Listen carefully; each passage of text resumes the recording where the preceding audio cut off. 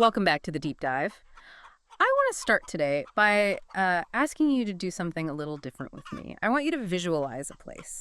Okay. And it's not some metaphorical place. It's a very specific, very tangible location. Imagine a field. Right. And I don't mean, a perfectly manicured soccer pitch or a golf course. I mean rough country. Yeah, the real stuff. Exactly. Tall grass that's gone to seed, hard-packed dirt that cracks in the summer heat. It's the kind of place that smells like dried earth and ozone after a storm. And right in the middle of this silence, sitting in the tall grass, there is a wagon.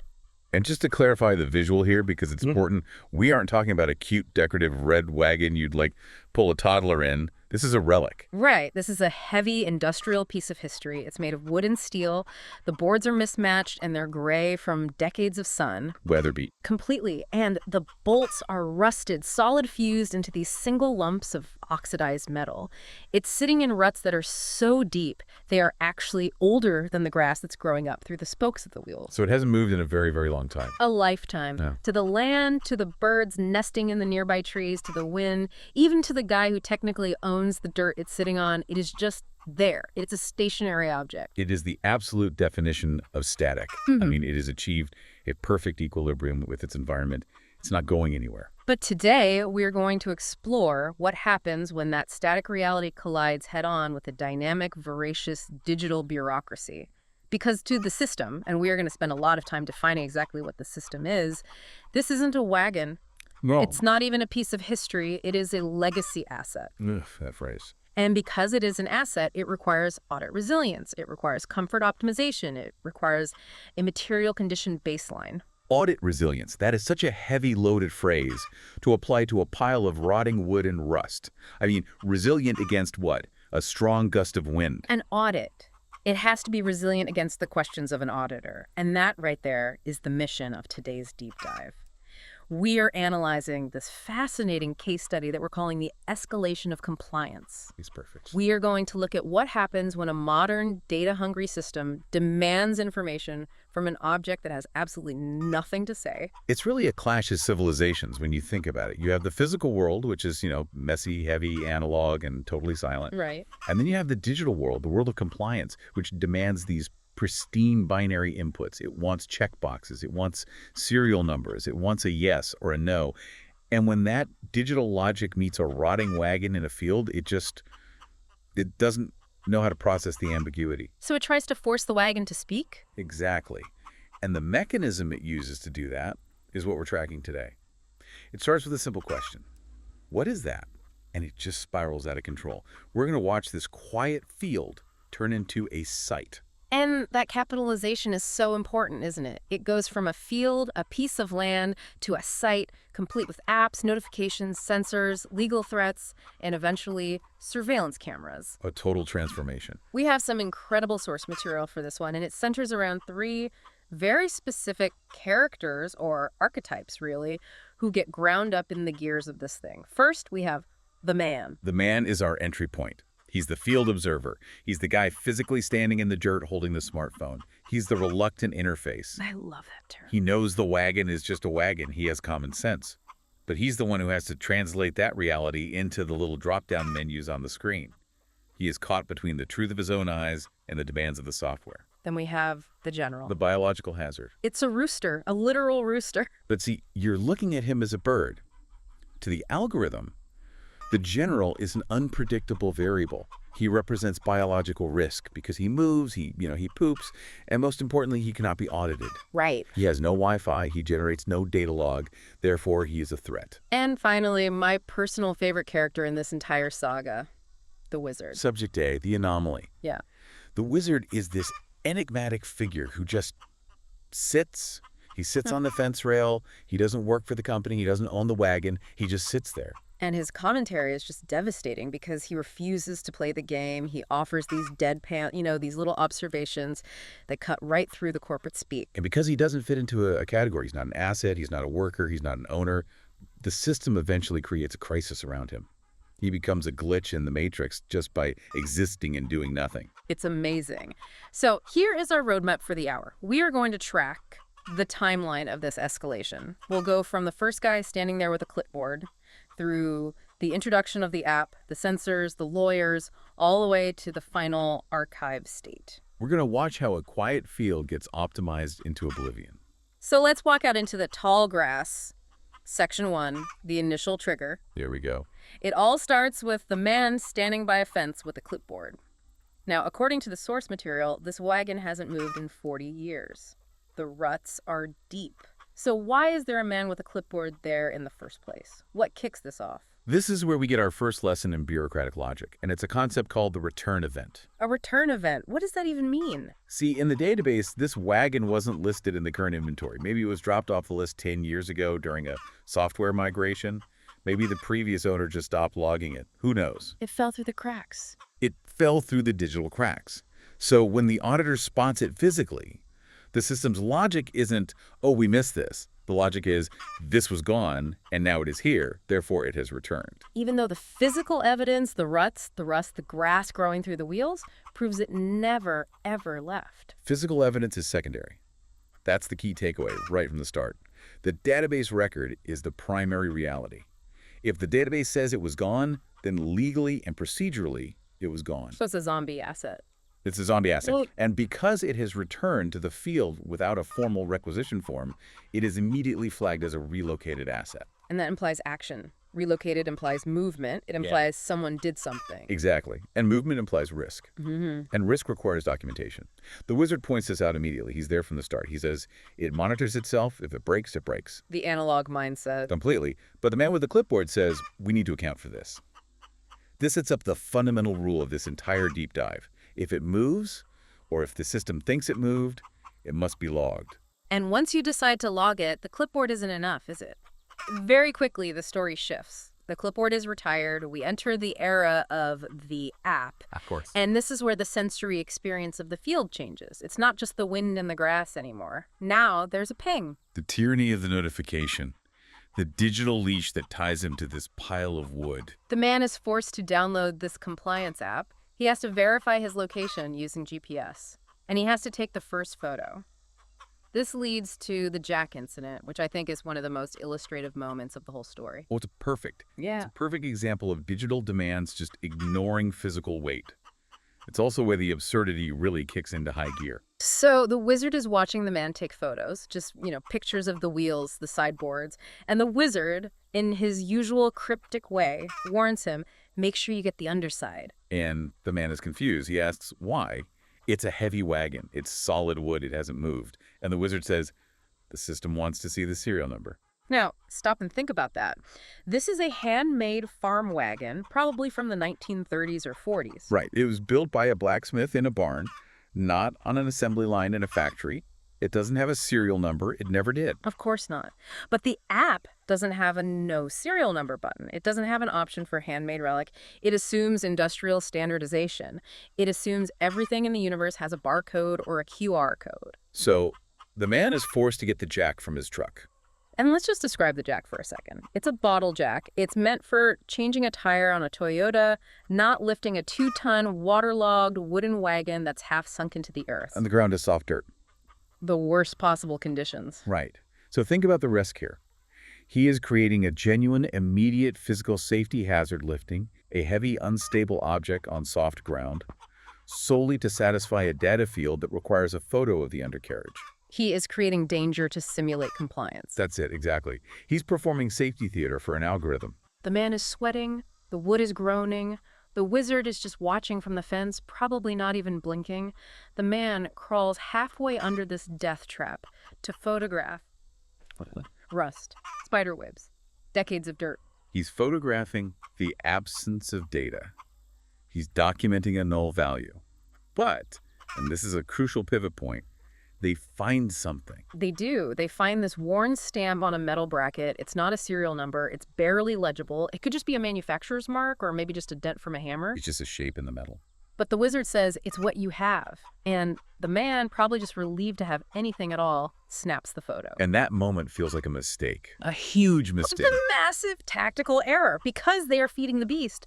If they had stood their ground, if they had found a way to override it and say no identifier, maybe the system rejects it, maybe a human has to come out and look, but by photographing that bracket and hitting submit. They gave the wagon an identity. They gave it a name. even if it's a meaningless one. They gave it a hook. Exactly.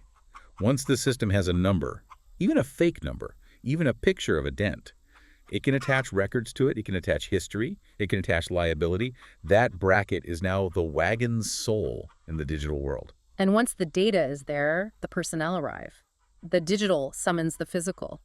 Enter the sharp-booted woman. The archetype of compliance. Yeah. The human face of the algorithm. She arrives in a white SUV that is described as too clean for a gravel road. She has a tablet, and she immediately starts correcting the man's language. This part was fascinating to me, the policing of words. It's Orwellian, but in a polite corporate way. Mm-hmm. The man says, "It came back," referring to the wagon, and she just flatly says, "Assets don't come back. Assets are moved." She refuses to accept the reality that it just sat there. It's not possible in her world. She's correcting his language to fit the software architecture. Mm-hmm. If the software doesn't have a code for "it just appeared," then it must have been moved.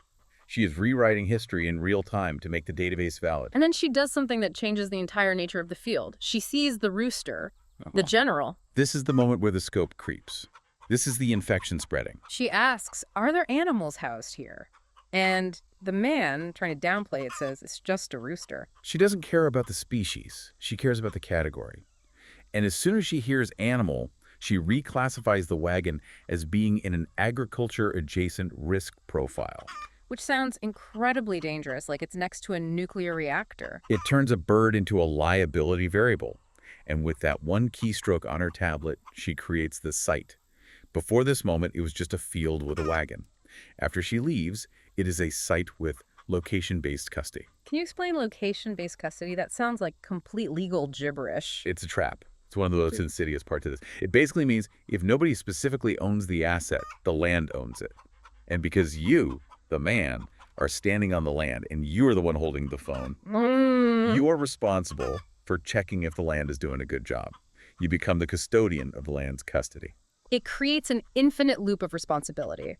The man isn't the owner, he's the observer. But because he observes it, he's the only one who can verify it. And if he verifies it, he's responsible for it. He's trapped by his own eyes. If he stops looking, he's negligent. If he keeps looking, he has to keep reporting. He can't win. So now we move into section 2. The sharp-booted woman leaves, but the digital surveillance ramps up. We enter the era of the digital panopticon, and the system develops this obsession with stillness.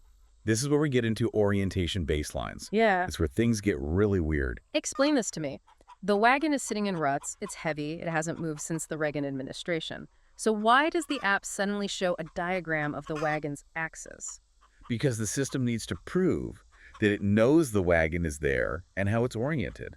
It's not enough that the man knows. The system needs its own data. So it draws a line, a digital north-south axis, through the wagon on the screen. And it asks the man a simple question. Confirm orientation. And he hits yes, because of course it's oriented that way. It's the only way it's ever been oriented. And that's the trap. As the wizard points out, when you confirm orientation, you tell the system what still looks like. You are setting a baseline. From that moment on, any deviation from that exact line is an event. And we aren't talking about the wagon rolling away. We're talking about microvariance. So at no 4 degrees. That is nothing. That is microscopic. That's a rounding error. To a human, it's nothing. To an algorithm, it's data. 0.04 degrees is the wood expanding because the sun came out. It's the soil settling because it rained last night. It's the vibration from a tractor driving by a mile away on the main road. But the system logs it as an event. The sensors, which are inferred from satellite data, phone GPS, and what they call ambient context, read that 0.04 degrees as movement. It's not still anymore, it's oscillating. So normal becomes data. The normal invisible processes of the world become something to be flagged and monitored. Precisely. In the real world, things settle. Wood breathes, dirt shifts, entropy happens. But once you digitize it, once you put it on a graph, that organic movement looks like instability. The system starts logging orientation trends. It creates a graph of the wagon's breathing and calls it a risk. Speaking of breathing, let's talk about the biological hazard again, the general. The poor rooster. He has no idea he's a line item in a risk assessment report. The man starts getting these training modules pushed to his phone. Safe monitoring practices biological hazards. Which includes a quiz. He has to answer multiple choice questions about appropriate footwear and maintaining distance from a chicken. It's funny, but it's also insidious, isn't it? Because by taking the quiz, The man accepts the premise that the rooster is dangerous. He validates the category. If he refused the quiz, he'd be non-compliant. By taking the quiz, he agrees that the rooster is a hazard that needs to be managed. And then comes the behavioral baseline. Right. The system demands a description of the hazard's behavior. What is it doing? And this is where J.D. Morrow comes in. We'll introduce him fully in a second. But someone is forced to type a description. They write, rooster standing near a wheel. Simple. Factual. And that becomes the law. Rooster standing is the baseline. That is now the official, documented, normal behavior of this specific biological hazard. So what happens when the rooster takes a step? The system flags it. A red notification. Behavioral change detected. Are you kidding? Now, think about the absurdity of that. A living creature moves 1 foot, and a server somewhere, possibly on another continent, marks it as a deviation from the baseline that requires human verification. And the men are forced to confirm the movement. They have to open the app, take a picture maybe, and validate that the rooster is in fact acting out of character, even though its character is just being a rooster. It's the total destruction of common sense. You can't say it's just a bird walking. You have to say the hazard has transitioned from static to dynamic. You have to use their words. This brings us to section 3, the witness. The poor soul who gets dragged into this to help confirm these things. Enter J.D. Morrow. JD is the tragic hero of the working man here. He's just trying to get through his day. He's a local contractor. He's busy. He drives a truck with ladders on the rack. He's practical. He has absolutely no desire to be involved in this. He's not an employee of whatever company is doing this. And yet he gets contact synced. This is the horror story part for me. This is the part that feels most plausible and terrifying. He appears in the system just because he's in the man's phone contacts. That's how these modern ecosystems work. The app requests access to contacts for collaboration features. The man clicks yes without thinking, because who reads those things? Nobody. The system scans the list, identifies JD as a local contractor based on his public profile or LinkedIn scraping, and boom, he's a resource. He's a potential verifier. And he receives a calendar invite for weekly monitoring. Which he didn't accept. He probably just ignored it like we all do with random invites. Yeah. But the system marks it as accepted or pending based on availability. It sees he has nothing else on his calendar at that time, so it just assumes he's in. It's presumed consent. Yeah. If you don't actively decline it within an hour, the system assumes you're coming. And then it starts sending reminders. So JD shows up, mostly out of confusion, thinking he can just say no to the man's face and leave. But the system has this concept of audit resilience. Why does it need JD? Why isn't the man's word good enough? Audit resilience is a fancy corporate way of saying we need someone else to blame if this goes wrong. A single observer isn't trustworthy. They could be lying. They could be lazy. 2 observers create a verified reality. It triangulates the liability. Precisely. If 2 people sign off on it, it becomes fact. But Yeah. there's a trap hidden in the laminated quick guide they give them. The shared liability clause. This is just diabolical. JD is reading this little laminated card while the man is fumbling with the app, and he sees the fine print at the bottom. Witness verifier assumes shared liability upon first verified submission. That is genuinely evil. The moment he hits submit on that first photo, just to prove he was there, just to get the notification to stop pestering him, he legally agrees that he is co-responsible for the site's safety.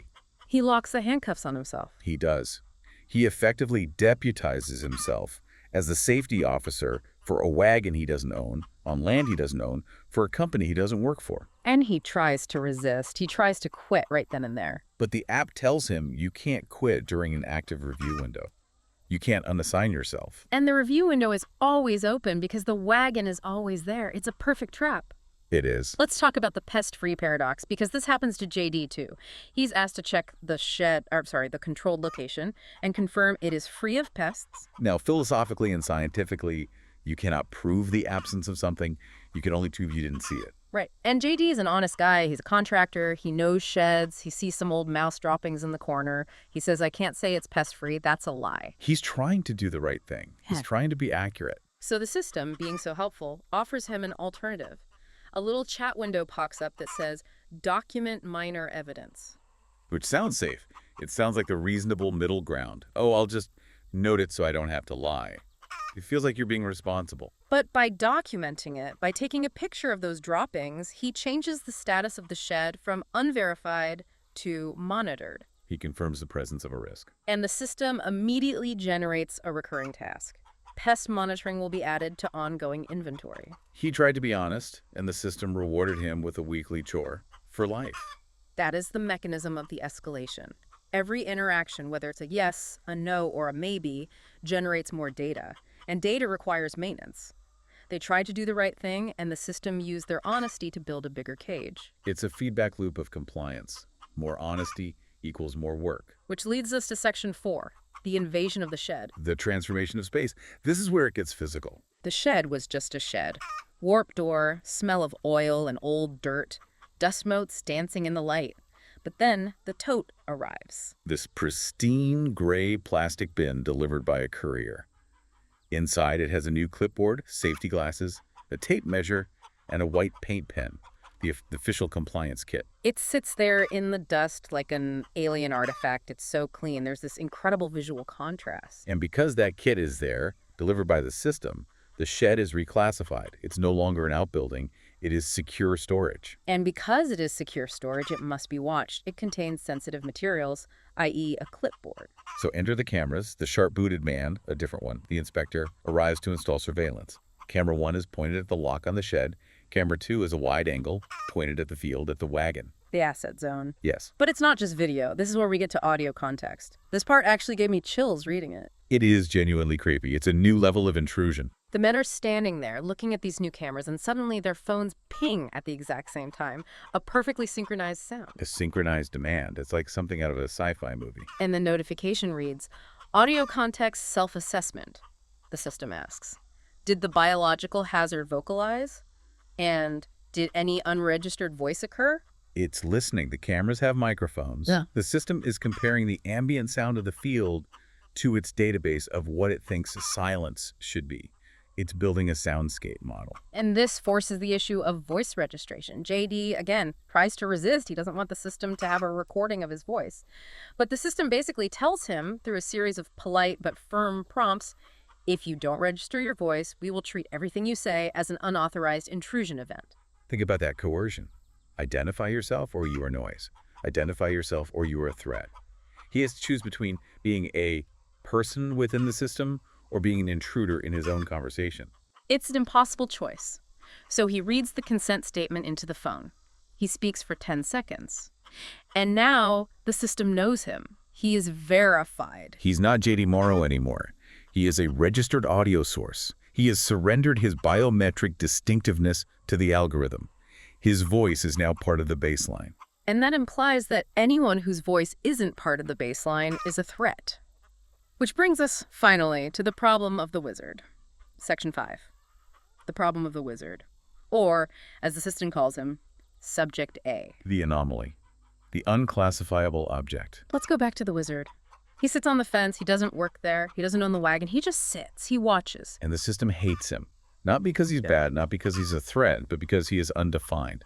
He creates a hole in the data. He's a rounding error with a pulse. They try to classify him as furniture for... I know. The object permanence analysis. The system tracks him for hours, day after day. He sits so still that the algorithm thinks, maybe this is just a weird fence post. Maybe it's a scarecrow. It literally tries to reclassify him as a static object to save processing power. But the wizard knows this. He's the only one who seems to understand how the machine thinks. He explains to the man, they're deciding if I can be furniture. And then he stands up. He moves just enough. He walks 10 feet down the fence line and sits back down. He breaks the static classification. He forces the system to acknowledge him as dynamic. And that creates a crisis. Now he is a person unregistered. And an unregistered person sitting in a monitored zone for 4 hours a day is a major safety violation. It triggers a loitering surveillance flag in the system. So the system issues a deadline. It gives the man, not the wizard, but the man 7 days to resolve Subject A. Notice the shift in burden again. The system doesn't interact with the wizard. It doesn't send a drone to talk to him. It pressures the account holder. It says, you signed the agreement for site safety. This person is your problem. It offers 3 choices. Register him, which the wizard will never do, vacate him, physically remove him from the property, or reclassify him, which they already tried and failed to do. It's a triangle of pressure. The man, JD, and the wizard. The system squeezes the man to squeeze the wizard. Yeah. It turns the humans against each other to achieve data purity. And the wizard's commentary here is so chillingly accurate. He says, they're not asking, they're telling. He understands that the deadline isn't a negotiation. It's an automated trigger in the software. Yeah. If the counter hits 0, enforcement happens automatically. It's not personal. Which leads to the climax, Section 6, the resolution. The enforcement team arrives, the resolution specialists. And again, it's not the police. It's not a SWAT team. It's a gray pickup truck and a white SUV. They don't look like law enforcement. They look like technicians. Technicians of reality. They're there to debug the site, to fix the glitch. The sharp-booted man gets out. He has a tablet. He tells the man, we're here to resolve the outstanding item. It's so clinical. They aren't there to arrest a trespasser. They are there to close a ticket. Subject A is an open ticket in their system. The choice is presented, registration or removal from coverage, which sounds like an insurance term, but it's a threat.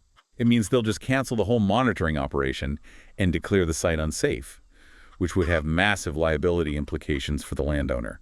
And the solution is so simple and so ridiculous, it exposes the entire farce. The wizard doesn't leave the county. He doesn't even leave the property. He stands up from the fence rail. And he steps 3 feet to the left. He steps through the gap in the fence. He is now physically standing on the other side of the wire. He is outside the camera's field of view. He is outside the geofenced asset zone. Yeah. He has crossed a completely arbitrary digital line. And the system's reaction is immediate. A green banner pops up on the tablet. Thank you. Resolution complete. That is the ultimate critique of this entire bureaucracy. The problem was never the person. The problem was never the danger. The problem was the data point. As soon as the data point, the human was off the grid, outside the camera view, the system stopped caring. It didn't care that he was still standing there watching. He was 3 feet away. He could still see everything. No, because safety was never the goal. Compliance was the goal. The data set was clean. The screen was green. Reality is irrelevant if the metrics are satisfied. So the wizard is resolved, and then the system pulls back. It starts to disappear. The transition to autonomy. Its work is done. The cameras stop blinking as often. The notifications stop coming. The man's phone goes quiet for the first time in months. The site enters autonomous mode. It has enough baselines now. It knows what the wind sounds like. It knows what the rooster sounds like when it moves. It knows what the fence looks like without the wizard on it. It doesn't need the humans to verify it anymore. It has modeled the reality sufficiently to run a simulation of it.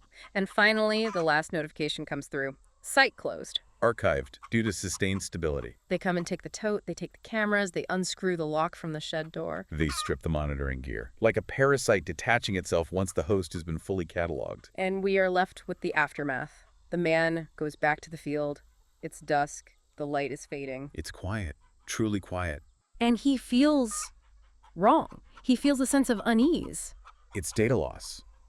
This is a real psychological phenomenon. He spent so much time hating the monitoring, hating the ping, hating the compliance. But now that it's gone, the silence feels like abandonment. It feels like he's been forgotten. He had a purpose, even if it was a ridiculous one. He was the guardian of the asset. He was the interface. Now he's just a guy standing in a field looking at a pile of wood. The system gave his life a structure, even if it was a stupid structure. Without it, he feels the void. The absence of the ping is louder than the ping itself. The final image is haunting. The wagon remains unchanged. The ruts are softening because no one is driving there anymore. And the rooster, is standing on the fence rail. Right where the wizard used to sit. And the wire bends under the rooster's weight.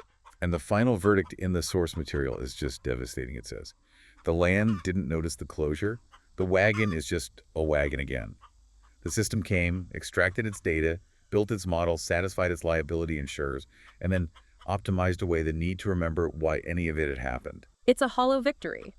The field won by outlasting the system, but the people were changed. They were altered by the process. They were formatted. They learned to see the world as a series of risks and assets and baselines. You can't unsee that. Wow.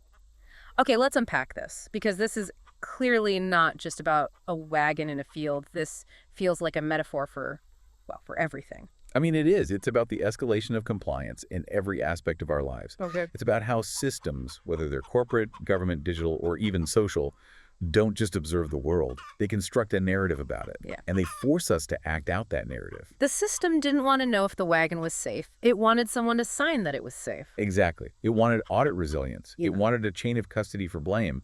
If the wagon collapsed and crushed the squirrel, the system could point to J.D. Morrow and say, he rated structural confidence as high on Tuesday at 4 p.m. It's his fault, not ours. And the way it used convenience as a trap. Auto-accept the invite. Pre-filled forms. Tap here to resolve. It exploits our desire to be helpful and our desire to be done. We are lazy and we are polite. The system weaponizes that against us. You check the box to make the notification go away, but checking the box creates the liability that ensures more notifications will come. It's a perfect loop. And the wizard. He was the only one who understood the game from the beginning. Because he refused to play. He refused to hold the phone. He refused to sign anything. He refused to be categorized. And in the end, he was the only one who didn't get archived. He just stepped aside. He maintained his autonomy by remaining analog in a digital world. So what does this mean for us? For you, the listener, driving to work right now or listening on your headphones? I think it raises an important question about the legacy assets in our own lives. We all have things that are functioning perfectly well. Our routines, our hobbies, our relationships, our sleep. They work. They are still. They're in equilibrium. Until we decide to track them. Right. Until we get the smartwatch. Until we download the sleep tracker app. Until we start logging our calories. Until we start measuring the performance of our leisure time. And suddenly, a hobby isn't a hobby anymore. It's a streak you have to maintain. A walk isn't a walk. It's an activity ring you have to close. And once you start measuring, you create a baseline. And once you have a baseline, you have deviation. And deviation feels like failure. So you work to maintain the baseline, not because it brings you joy, but because the system demands stability. You start living for the graph, not for the experience. We create the site around ourselves. We Yeah. put ourselves in the field. We do. We invite the inspector in. We voluntarily put on the handcuffs because they look like cool gadgets with a nice user interface. That is a terrifying thought to leave on. The idea that we are building the fence and installing the cameras on our own lives, and we think it's progress. We think it's self-improvement. And usually we click accept just to make the buzzing stop. Well, I'm going to go look at a tree later today, and I am going to try really, really hard not to estimate its height or check my phone to see if it's an indigenous species. Don't you dare log it. Don't take a picture. Just let it be a tree. I won't. I promise. Thanks for listening to this deep dive into the escalation of compliance. Check your settings, watch out for auto invites, and be careful what you verify. We'll see you next time. Stay unresolved.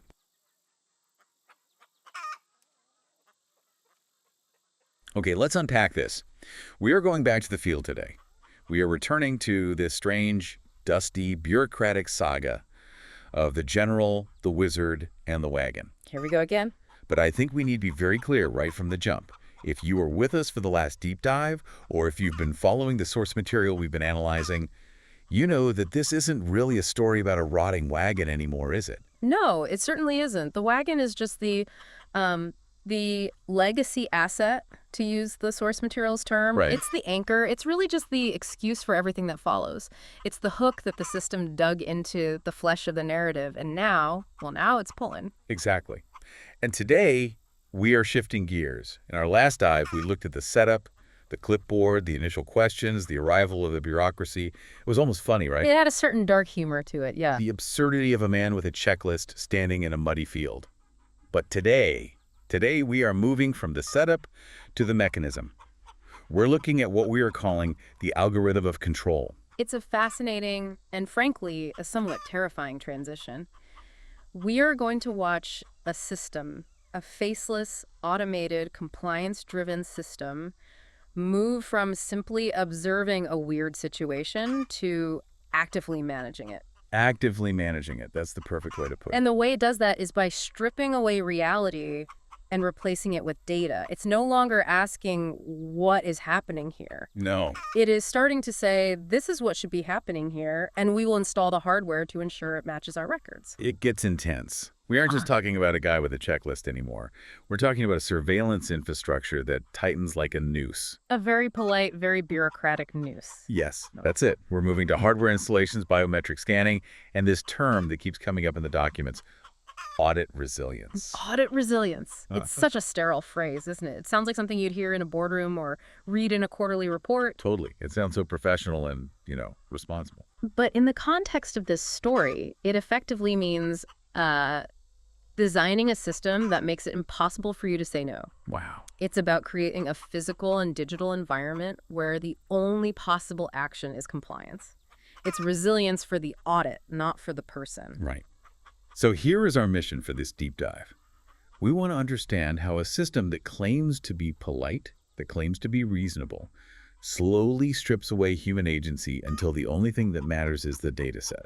Until reality is just an inconvenience. Exactly. We're going to walk through the arrival of the hardware, the trap of compliance that snaps shut on our characters, and the final resolution of the anomalies.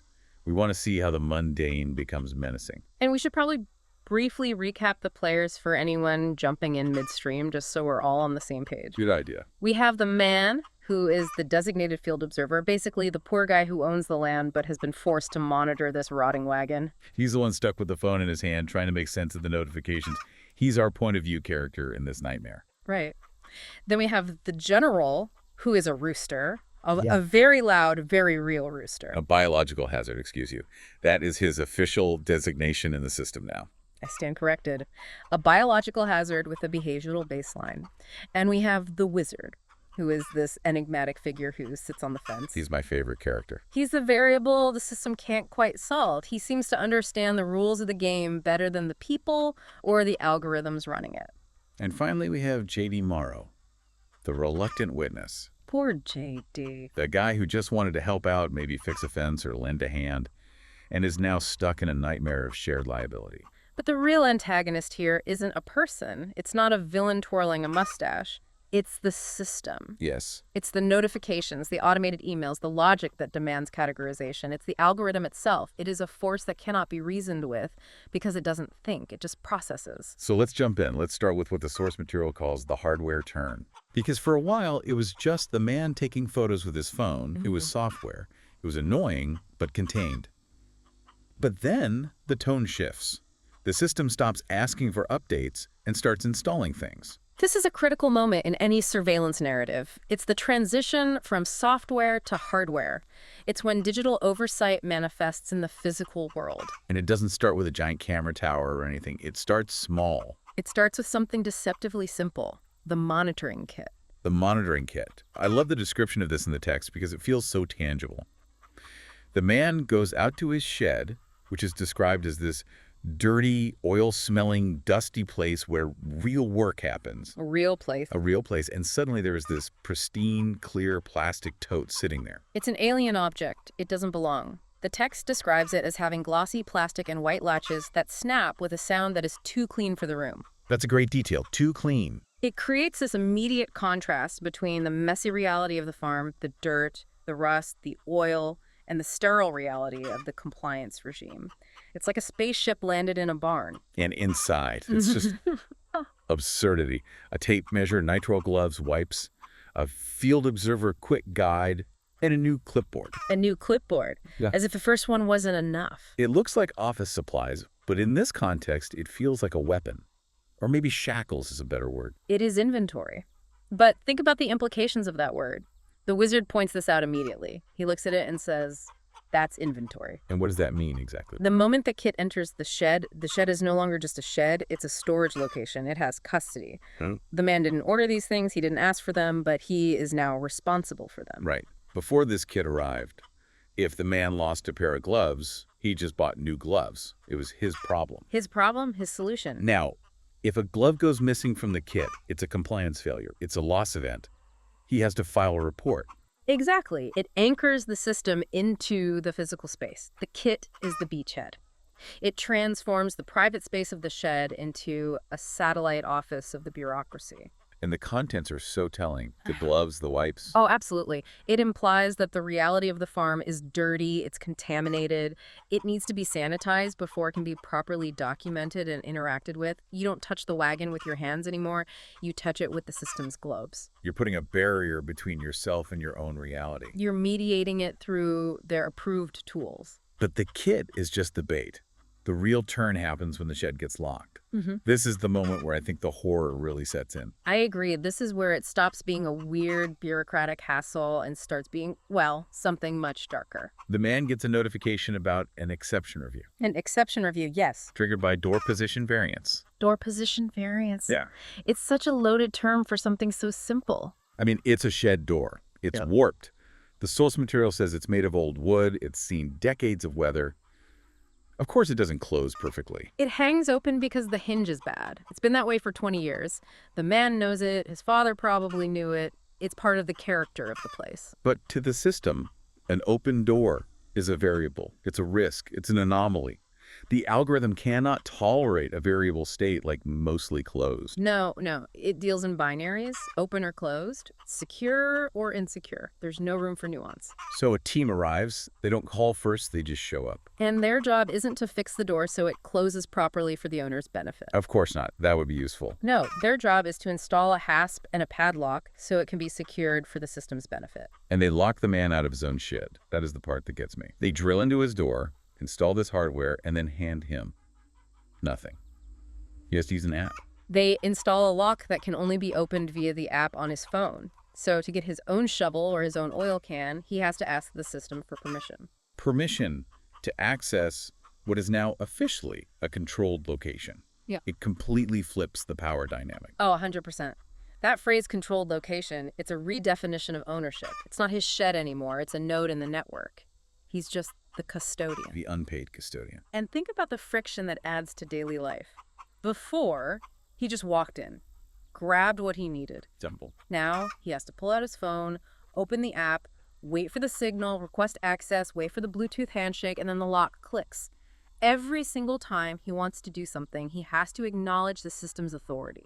It's a constant reminder of who is actually in charge. It's a little ritual of submission every single time. And it trains him, it conditions him to see his own property through their lens. But they don't just lock it, they put eyes on it. Right. This is the next layer. They install a camera inside the shed, a small black cylinder. And this is the panopticon of absurdity we talked about. That's the perfect phrase. They're monitoring a tote.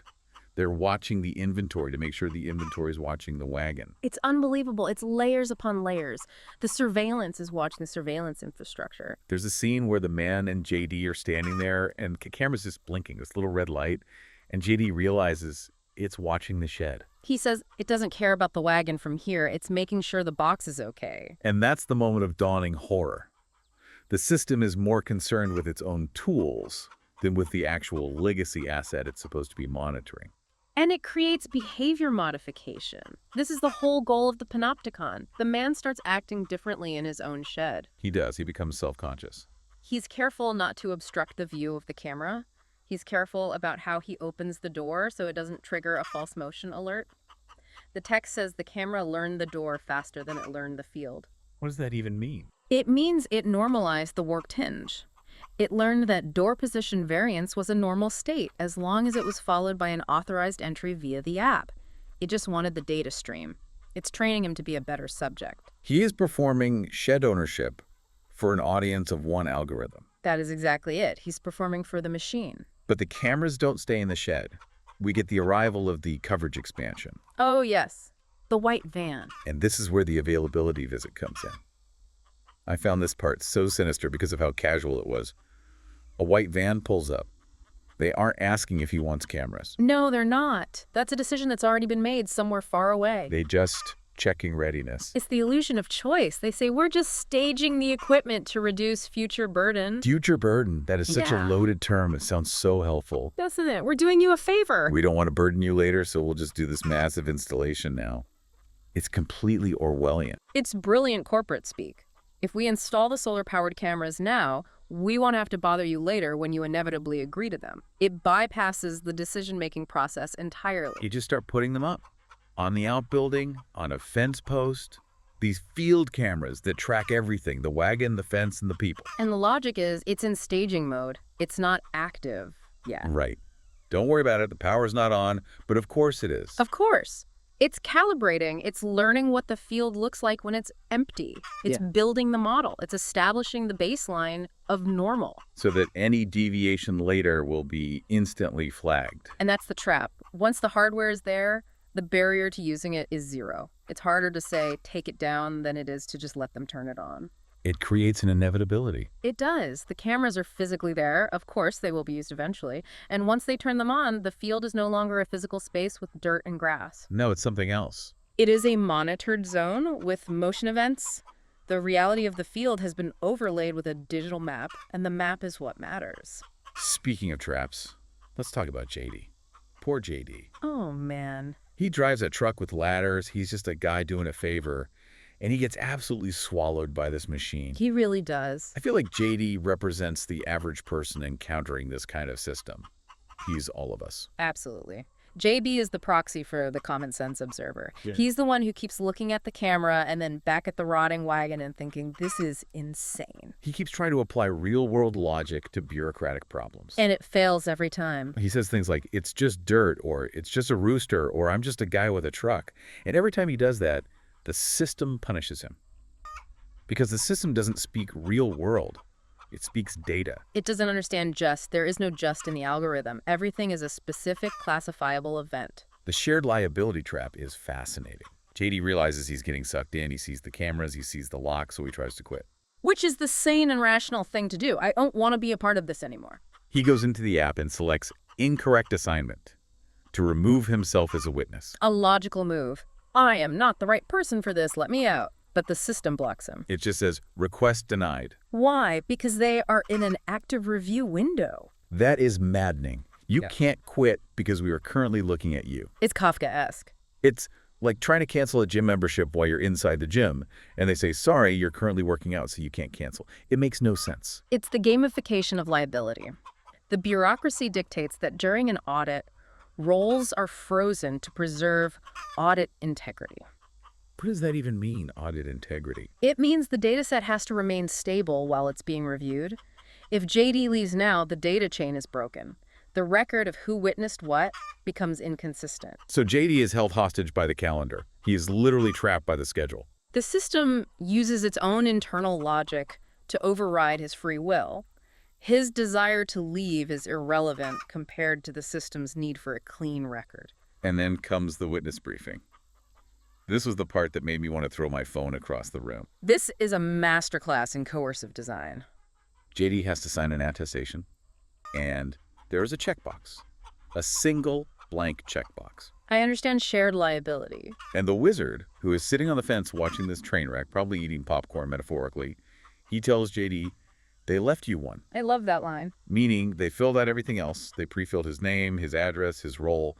The only thing they left blank was his consent to be blamed. It's a very specific design choice. It forces active participation in your own entrapment. Oh, so? If they pre-checked that box, JD could claim he didn't see it. He could argue he never actively consented. Right.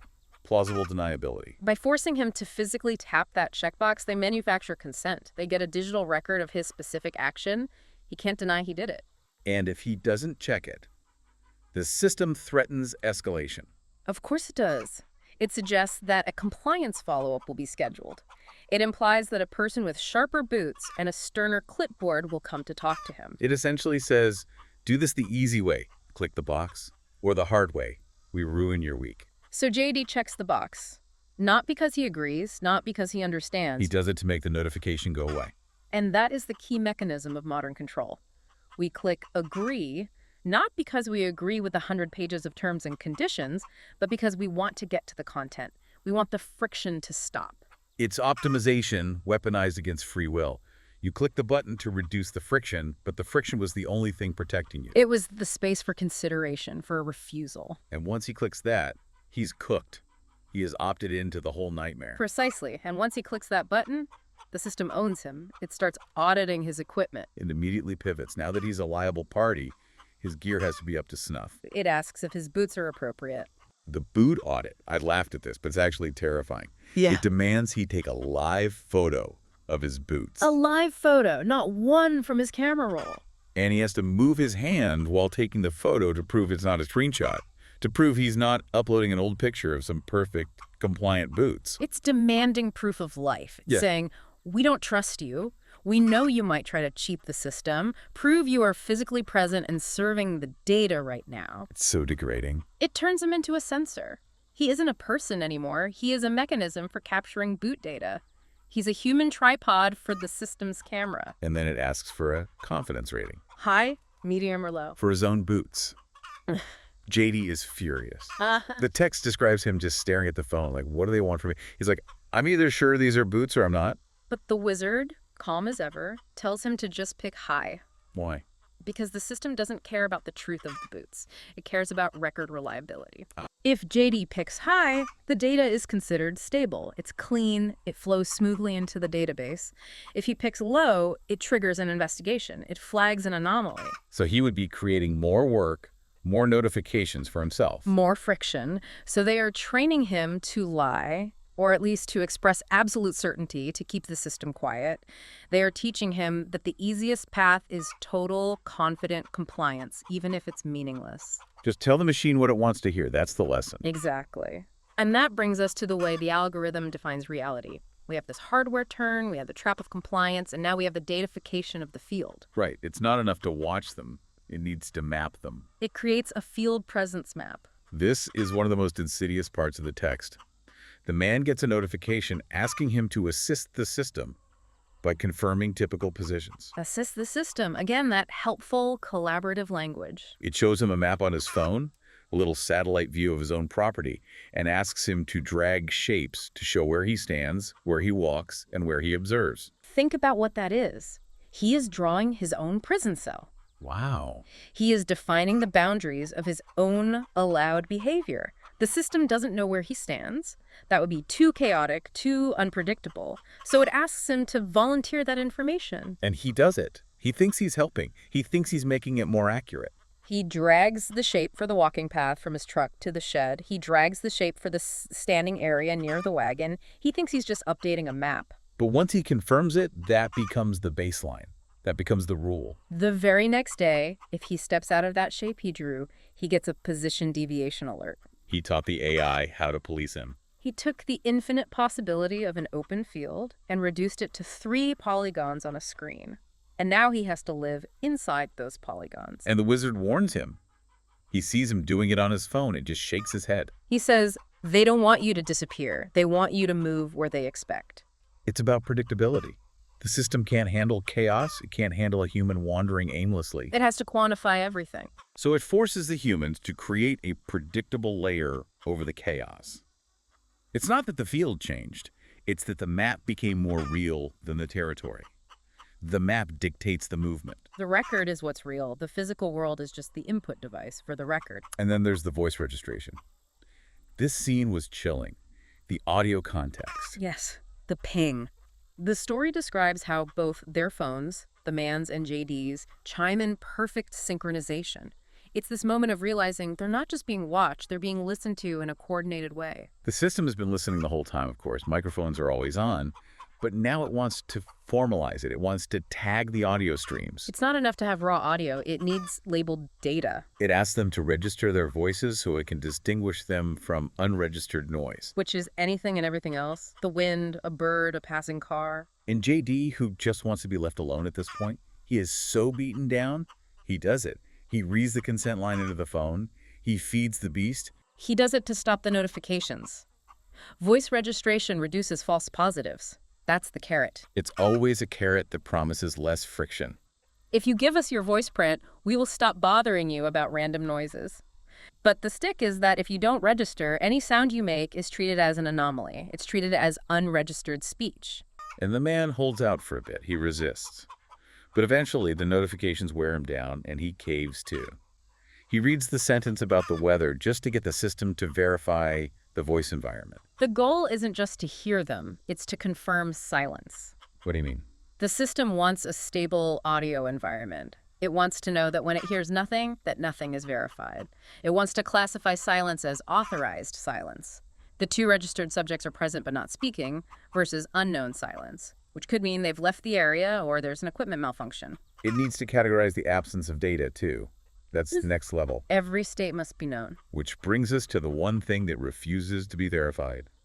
The rooster. The general. The biological hazard. To us, he's a bird, a part of the landscape. To the system, he is a data point that won't sit still. He's a chaotic noise generator. He crows whenever he wants. He walks where he wants. He doesn't follow the polygons on the map. But notice what they do. They don't remove him yet. They can't just get rid of a rooster. So they baseline him. Yes. They track his vocalization baseline. The system learns his patterns. And when he clucks or crows, the phones vibrate. Baseline match. It's absurd.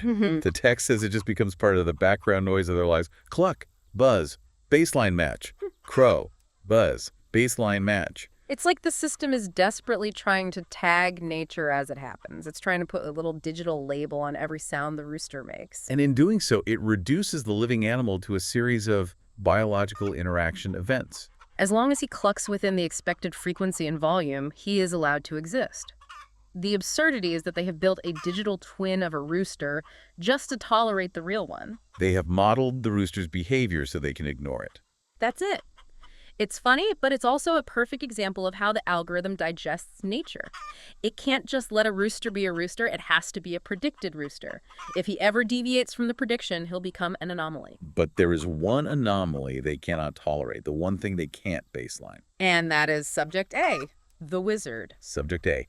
This is where the conflict comes to a head. The wizard is the variable that refuses to be solved. He is the ghost in their machine. He sits on the fence rail. He doesn't register his voice. He doesn't drag shapes on the map. He just sits there. And the system labels him, subject A, an unregistered person. And the text says his presence disrupts the site's stability. Not because he's doing anything dangerous, he isn't breaking anything, he isn't stealing anything, he's just sitting there. But because he is an undefined variable, the algorithm hates undefined variables. It creates a logic error. Who is this? Why is he here? What is his baseline? He has no data profile. So it tries to categorize him. And this leads to the object permanence analysis.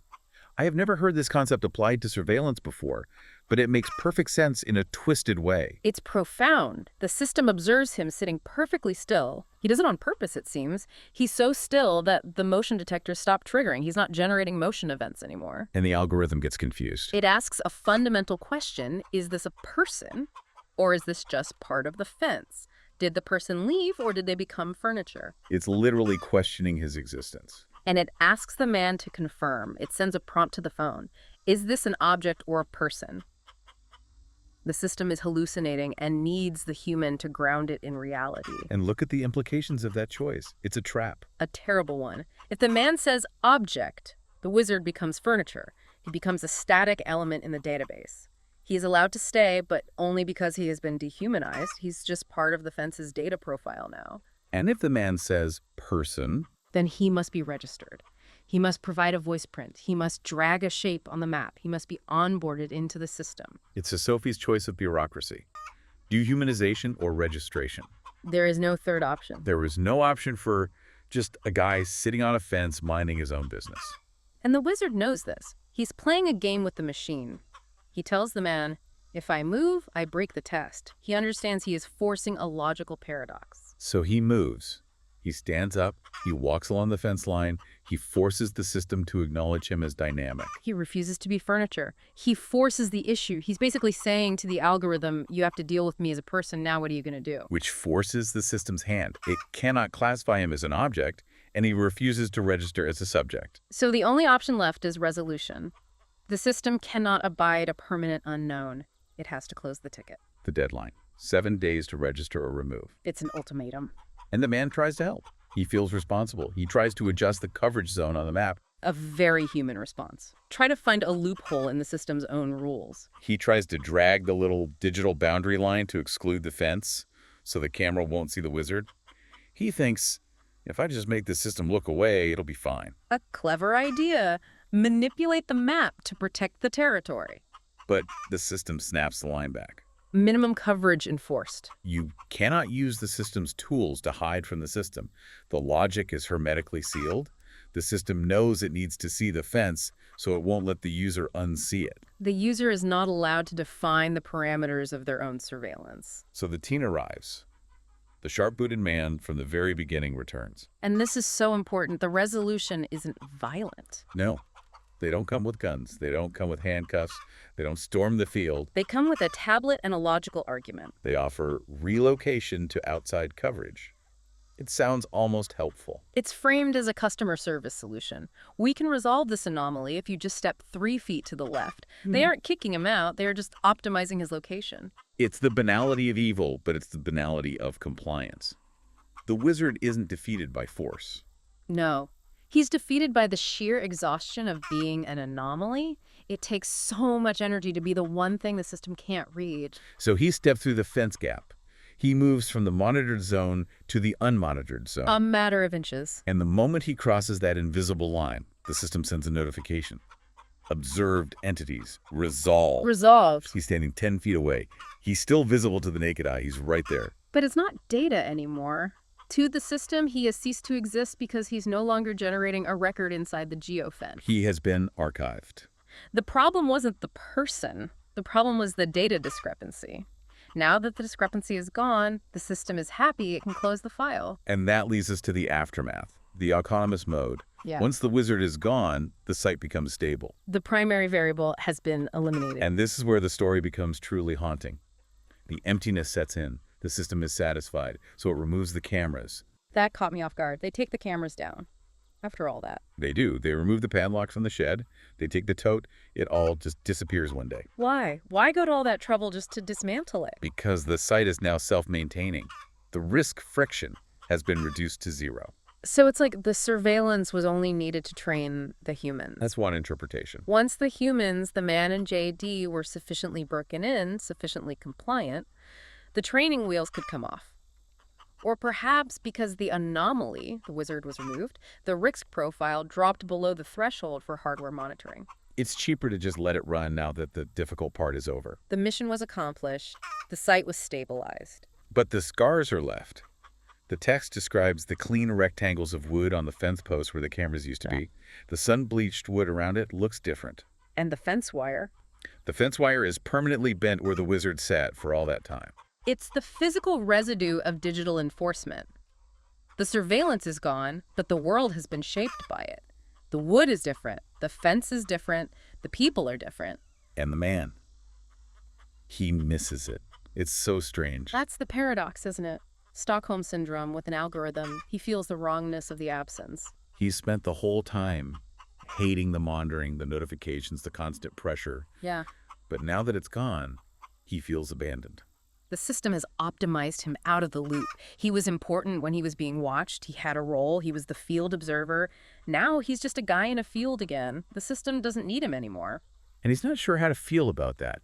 He gets a notification for passive observation even after the cameras are gone. A ghost notification. He's sitting in his truck at the edge of the field, and the phone buzzes just once. It's the ghost in the machine.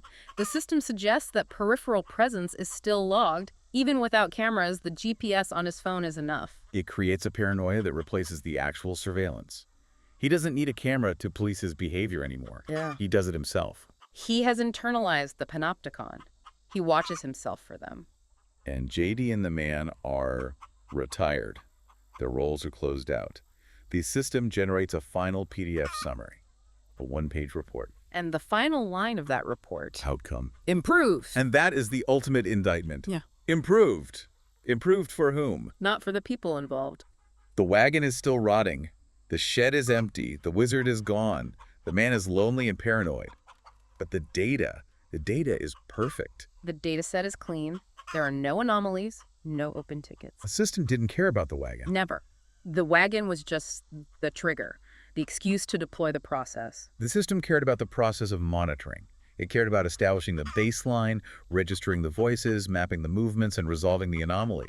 Once the process was complete, the system moved on. It consumed the reality and left behind a PDF. It's like a locust swarm that eats agency instead of crops. Right. It just moves through, digests everything into data, and leaves a clean report behind. So let's wrap this up.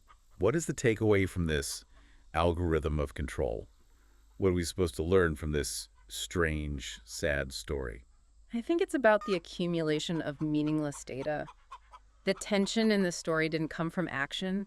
There were no explosions. There were no fights. Nothing really happened in a traditional sense. The tension came from the sheer effort of existing in a way that satisfied the machine. It's death by 1,000 notifications. It's the exhaustion.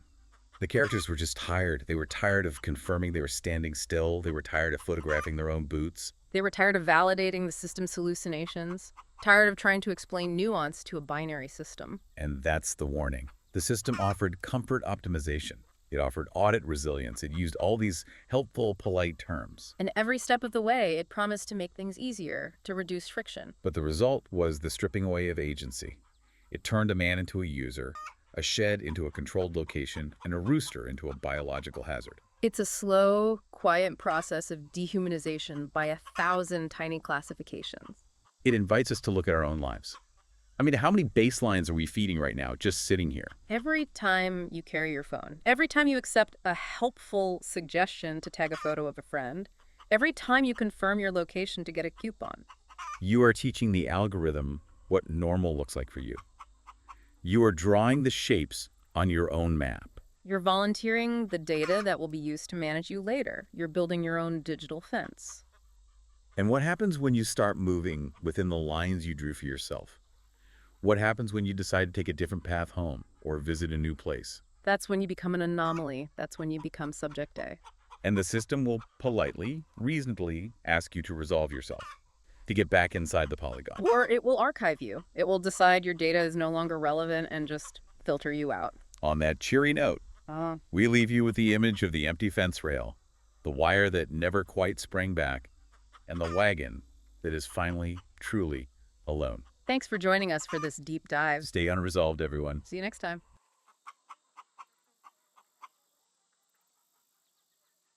Okay, let's unpack this. Welcome back to the deep dive.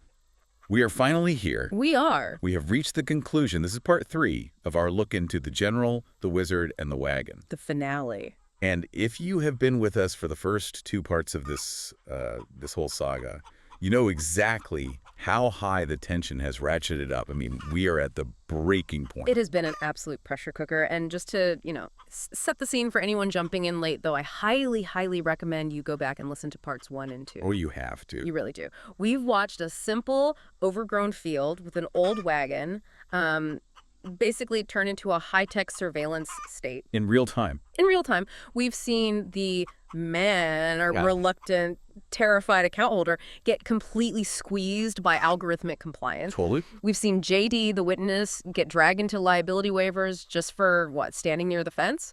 And, of course, we've seen the wizard. The wizard. Yeah. Subject A, the anomaly. This enigmatic figure just sitting on the fence rail, refusing to play by the rules of the interface. He's the glitch in the matrix. He absolutely is. And honestly, looking at the trajectory of the data from the last deep dive, I think we were all expecting an explosion. Oh, absolutely. I was. You get all these alerts, this escalation. Right. I mean, when you have cameras blinking like strobes, notifications vibrating your phone off the table every 2 seconds, men in gray trucks watching from the road with binoculars. Yeah. You expect a showdown. You expect a SWAT team to kick down the gate. You expect, the wagon to be towed away in the dead of night while helicopters circle overhead. That is the movie version of this story. It is. That is how humans write dystopia. We crave the climax. We want the big battle of good versus evil, the final confrontation. But what we get in this resolution, the source material we are looking at today, it is something else entirely. It is what I'm calling a masterclass in anticlimax. That is the perfect framing for it. And it's so crucial to understanding the system that we're analyzing here. The system's goal was never conflict. Never. We project conflict onto it because that's how we think. We think in terms of fights, of winners and losers. The system just thinks in terms of optimization. Optimization, that's the key word for today, isn't it? It has to be, exactly. The climax of this story isn't a battle, it's a redefinition of terms. It is the bureaucracy deciding that the easiest way to solve a problem is to simply change the definition of the problem so that it, no longer exists on paper. Which, when you really dig into it, is somehow more terrifying than a SWAT team. Oh, much more. Because it's so quiet, so insidious. So let's just reset the board for everyone. We are in the field. Total surveillance coverage is active. We have the field presence map that's like predicting where people are going to walk before they even do it.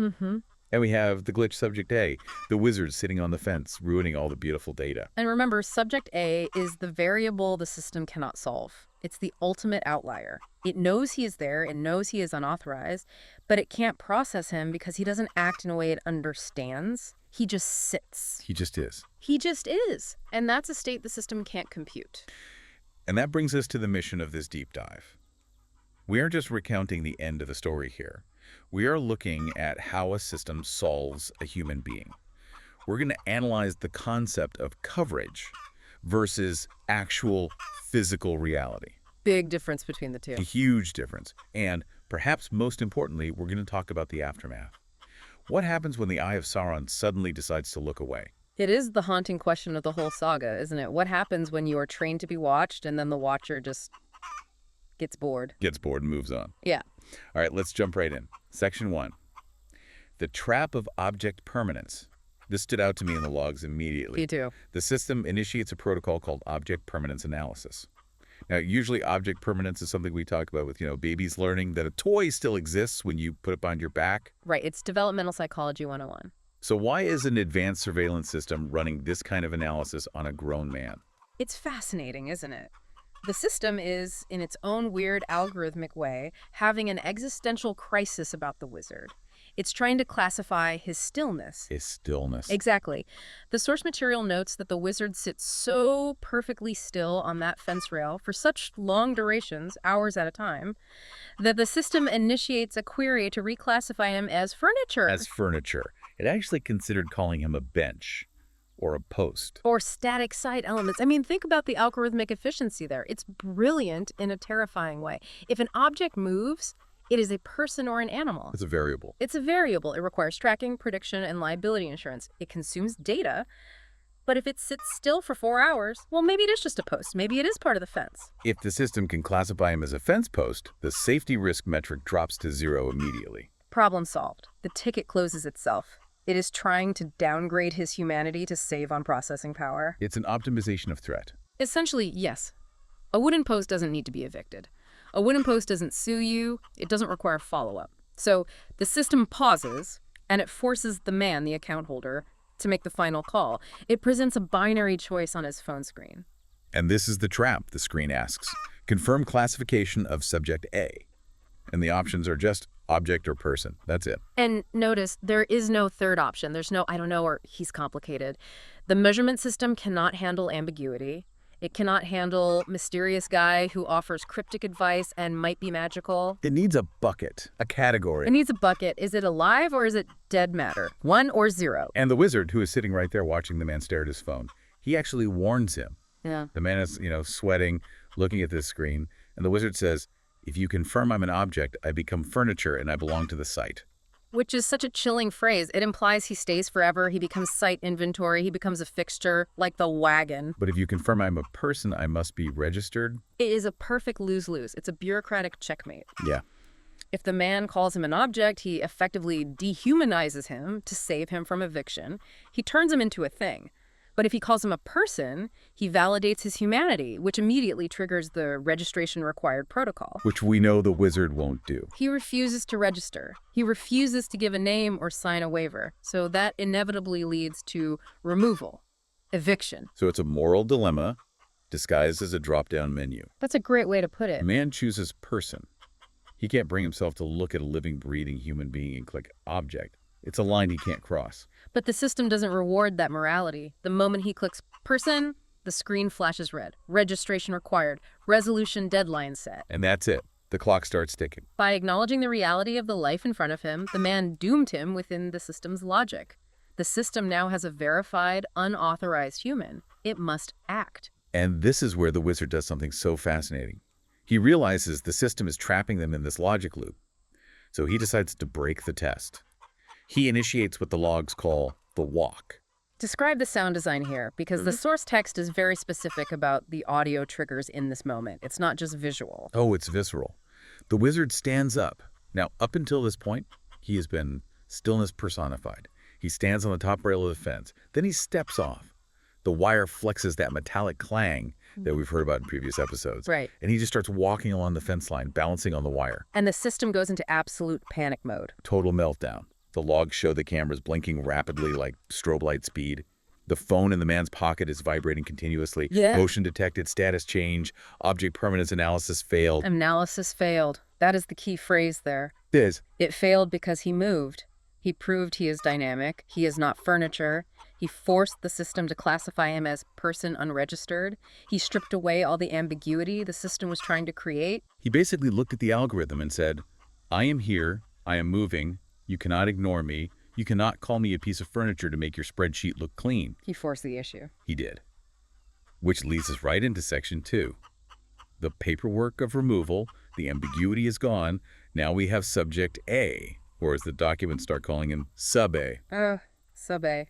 It is so dismissive, isn't it? He is a line item in a database table now. And once a human is in a table, there's a process. Always a process. And the system generates a deadline. 7 days to register or remove. What I found darkly funny in a, very satirical kind of way is how the system frames this whole thing. It frames the eviction of a human being as a customer service opportunity. Right. It offers helpful options. It's insane. The text lists them out. Schedule assistance, adjust coverage zone. Would you like to schedule an eviction today? It is utilizing the language of user experience, UX designed to facilitate erasure. We noticed you have an unauthorized human on your property. Would you like help deleting him? It's so dystopian. And the man actually tries to use the adjust coverage zone tool to save him. He does, yeah. He pulls up the map on his phone, and he tries to drag the little digital boundary line so it doesn't cover the fence anymore. It's a noble attempt at hacking the bureaucracy. It is. His logic is, if the fence isn't in the zone, then the wizard isn't technically being detected, and the problem goes away. He is trying to use the system's own blindness against it. He thinks, if I just tell the machine to look left, it won't see the guy on the right. Wow. But the system, of course, rejects the change. The notification comes back immediately, zone adjustment insufficient, and then minimum coverage enforced for safety. It is the illusion of agency. Completely. The system offers you all these buttons and sliders so you feel like you're the operator, but the car is on rails. You can click adjust, but you cannot actually adjust the parameters that matter. The only real choice available is, and always was, compliance. And while this digital countdown is ticking away, sub A, 5 Ds remaining, we get the physical siege. But it isn't a siege with, barricades and flashing lights. It is just that gray pickup truck again. This is what I call the passive-aggressive siege.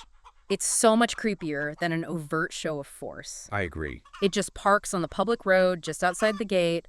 A man gets out, looks at the field with binoculars, makes a note on a clipboard, gets back in, and just sits there for hours. It is terrifying because it is so boring. It's so mundane. It is the perimeter observation notification brought to life. It is the system letting you know that the digital data is now being verified by biological eyes. They aren't interfering. They aren't shouting commands. They are just present. It implies potential force without expending any of the energy to use it. And poor JD. We've talked about JD in a minute. He tries to bail on this whole situation. Well, yeah, he wants out. He sends a text saying, don't come, I'm out. I don't want any part of this showdown. He wants nothing to do with it. Yeah. But the system just keeps him in its orbit. JD is put on calendar hold. That's the term they use.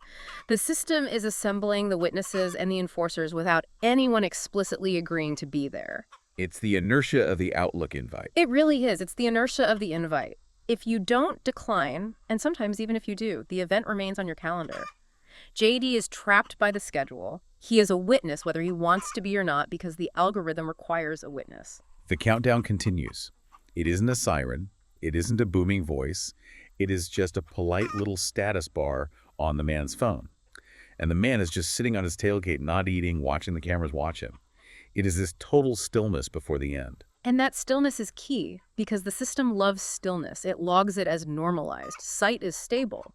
But this is a different kind of stillness. This is the stillness of waiting for the executioner. And then the executioner arrives. Yeah. But he's wearing nice boots. Section 3, the resolution, the climax. The deadline hits 0, the gray pickup returns, and this time it brings a clean white SUV with it. This is the moment we expected the SWAT team. This is it. Instead, we get the Sharp Boots team. Describe the sharp boots for the listeners, because their appearance is so deliberate in the source text. It's not an accident. No, it's very intentional. They look like high-end corporate consultants, or maybe like management consultants brought in to handle a delicate HR issue. Right. There's no tactical gear. No weapons visible, Yeah. just two men in fitted jackets, very sharp, very clean leather boots, and they're each holding a tablet. They have these polite, almost serene demeanors. They don't yell, "Get on the ground." They walk up to the fence rail where the wizard is sitting. And notice the hierarchy of communication here. This is so important. They don't even talk to the wizard at first. No, they ignore him. They talk to the man. They address the account holder. Of course, because to the system, the wizard is just the error code. You don't talk to the error code on your screen. You talk to the user who is responsible for clearing it. The man is the user. So they present him with the ultimatum. 3 options on the tablet: registration, relocation, or removal. And the tablet has already pre-selected relocation. It is the default option, the path of least resistance. It's like the skip button on an intro tutorial. But this is where it gets really, really interesting. The wizard, who has been watching this whole thing like a hawk, completely silent, he finally speaks. And he asks the most obvious question in the world. Relocation to where? Relocation to where? It is the million-dollar question. Where do you put an anomaly that refuses to be categorized? Where does a glitch go? And the answer the Sharpbooks man gives is just. It's breathtakingly simple. He just says, outside the monitored zone. Outside the monitored zone. Just pause on that for a second. Let that sink in. He doesn't say to a detention center. He doesn't say off the property. He doesn't say to the next county over. No. And the monitored zone ends at the fence. The fence is the edge of the world. This is the core satire of the entire piece, isn't it? To the system, reality is the coverage zone. What is measured is what is real. If it is not being measured, it does not exist. It's not a data point. If you step 1 foot outside the digital map, you cease to be a metric. And if you're not a metric, you cease to be a liability. So the wizard, he just stands up. He stands. The camera on the post blinks rapidly. Motion detected. He steps through a small gap in the fence. He moves physically maybe 5 feet. That's it, 5 feet. He is standing on the other side of the wire. He's still there. He's still standing right there. The man can see him. The rooster can see him. He is visible. He is present. He could probably reach through the fence and touch them. But he crossed the invisible line, the geofence. And the tablet. The tablet pings, a little pleasant chime, sub-A outside coverage. And then a big, friendly green banner pops up. Thank you, resolution complete. It's so absurd. It's hilarious, and it's deeply tragic all at the same time. The problem was never the intruder. The problem was his coordinates relative to the map. The system didn't remove the threat, it just cropped the photo. It cropped the photo. That is the perfect way to describe it. It's exactly that. It solved nothing in the physical world. The wizard is still standing right there, probably looking at them with that same cryptic expression, but the system is like, job done. High fives all around. Close the ticket. And that highlights exactly how bureaucracy functions. It is not about truth. It is about the file. The file was unregistered person in zone. The person moved out of the zone. The file is closed. The reality of the situation is completely irrelevant to the database. So the Sharp Boots guys, they just leave. They leave immediately. Mission accomplished. There is no speech, no final warning. They just pack up their tablets. They don't even look at the wizard. Nope. They get in their clean SUV. They drive away without any urgency at all. One of them just says, "Appreciate your cooperation," to the man as he walks past. And the man is just left standing there, staring through the fence at the wizard. Standing in a field that feels suddenly, I don't know, wider?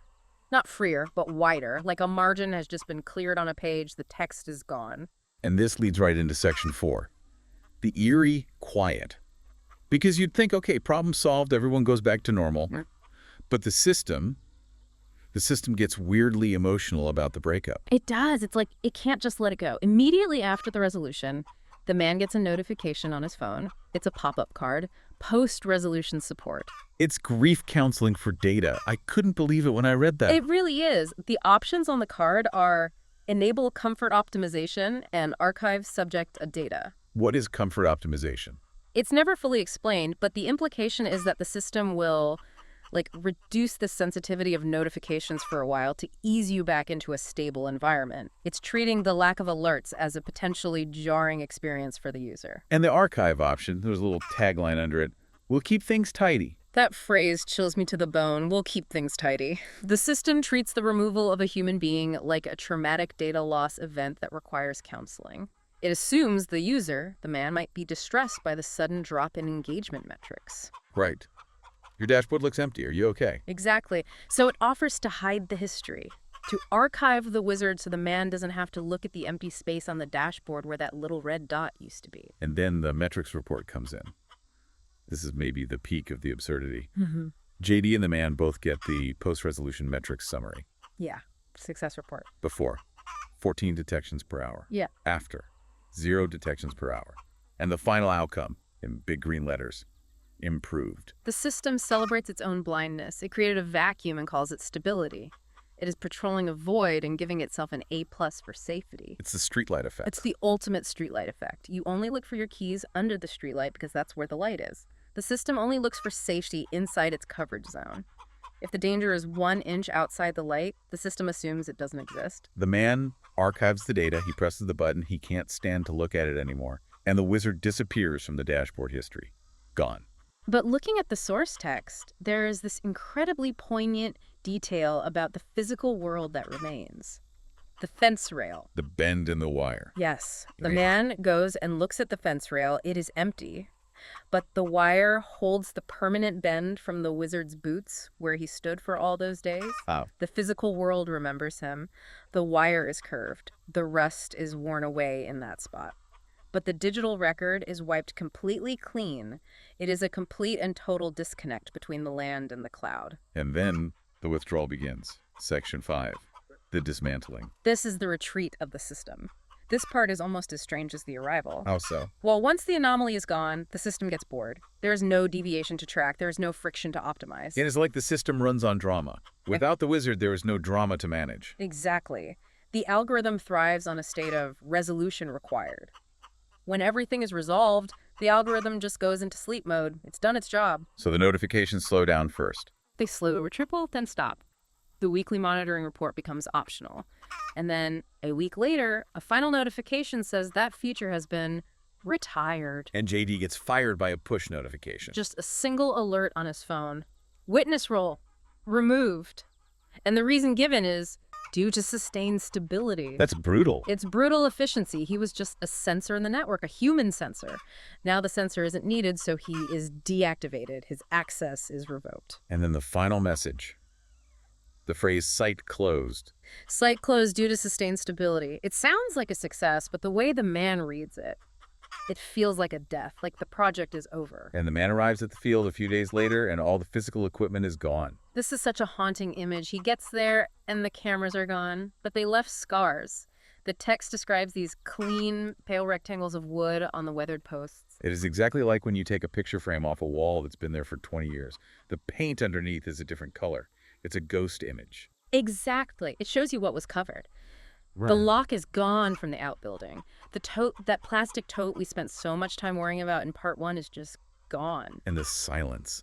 The source is the man walks the field and nothing vibrates in his pocket. He's so conditioned to it. He steps outside the mapped zones and no one cares. He jumps on the fence trying to trigger something, no notification, nothing. How does he feel? Is he happy? Is he relieved? The cameras are gone. He's free. But the text is very clear that it is not relief. It's a strange sense of abandonment. Abandonment. That is such a heavy word for getting rid of a surveillance state you never asked for. But think about it. He was trained to be watched. He spent months shaping his entire life, his every movement around these notifications, around being validated by the system. Thank you for your compliance. Position confirmed. Yeah. Action required. He was in a feedback loop. Now he is just a guy in a field. He is invisible again. And for a modern human, sometimes invisibility feels like non-existence. That is profound. We complain constantly about surveillance, but when it stops, we have this weird moment where we wonder if we still matter. Precisely. If a tree falls in the woods and no algorithm logs it, did it even make a sound? The man is struggling with the silence of the unobserved life. He was a character in a story, and now the story is over. Which brings us to the final artifact of the whole saga. Section 6. The PDF receipt. The ultimate bureaucratic tombstone.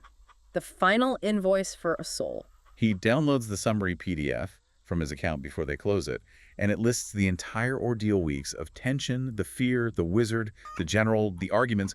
It lists it all as a series of simple timestamps. Initial anomaly detected, 08.00. Coverage deployed, 09.15. Subject to A classified, 11.3. Archive finalized, 14.00. It reduces a profound, surreal human experience to a checklist. It just flattens all the emotion into a few lines of data points. It's the system's autobiography, short and efficient. And the footer, the final line in the entire document. No further instructions. Chills. I got actual chills reading that. No further instructions. It is the system washing its hands of him, of the field of everything. We are done here. We have nothing more to say to you. Go back to your life. And the land. Does the land go back to its life? The land never stopped living its life. That is the point of the epilogue. The field doesn't close. It just stops being addressed by the database. It returns to being itself. So the wagon. Remains a wagon. Just a wagon. The text says one board loosens a little more. The rust continues its slow work. It is no longer an asset. It is just wood and steel. It exists without a label, without a category. The general.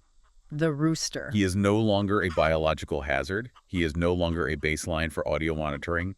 He clucks, and the sound travels only as far as the air carries it. No database records it. No vibration confirms it. He is just a bird in the grass again. There is this moment at the very, very end.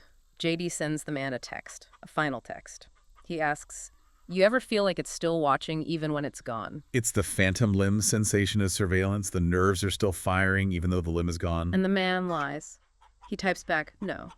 But then he sits on the fence rail. He sits on the rail, in the exact spot where the wizard sat, in the bend in the wire. He sits there until his legs tingle. He waits. He's waiting for the vibration in his pocket. He waits for the correction. He waits for the gray truck to appear on the horizon. But nothing comes. The sky is just the sky. The wind is just the wind.